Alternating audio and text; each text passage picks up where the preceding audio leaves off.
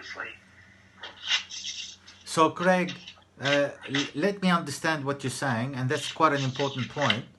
So, whilst you admit that marijuana can cause you a bit of peace, but using it in the long term will have its problems. So, it might give you short-term peace, but if we keep using it and relying on it to relax and kind of feel good and face our insecurities, as I think Lachlan was saying, in the long term, it causes long-term effects, which itself are going to stop us feeling at peace. Is that correct, Lachlan?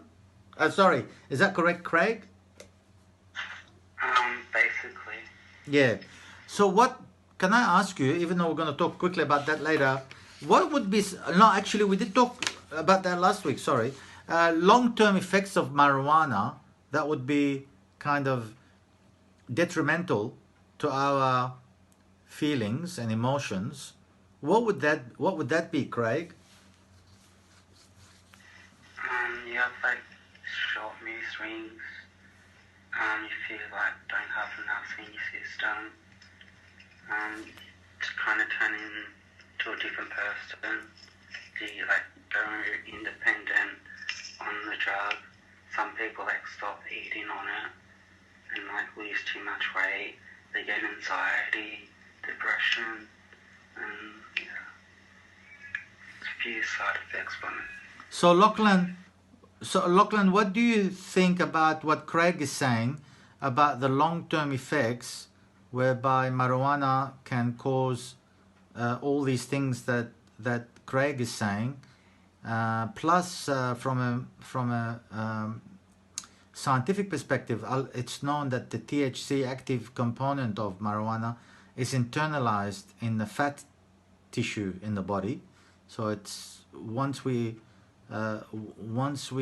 use significantly marijuana and continuously, it's very hard to have a negative blood test at any time because it's always oozing slowly out of our system, even if we abstain for a day or two, especially when we've been using for years. But even putting all that aside, what Craig is saying is that in the long term, even if this short term causes us to relax and it's legalized, and even if we're not using it while driving, it does cause detrimental effects which can affect everything in our life, including driving. What do you say about that, Lachlan? Well, I agree with what you're saying to some degree. I just don't think if you occasionally smoke, it will have these effects on you. Sure. If you're smoking every day, then definitely 100%. Sure. You shouldn't be doing that. I don't think that's a good idea. I don't know why you'd want to. Okay. But every now and then, everything in moderation is my point of view.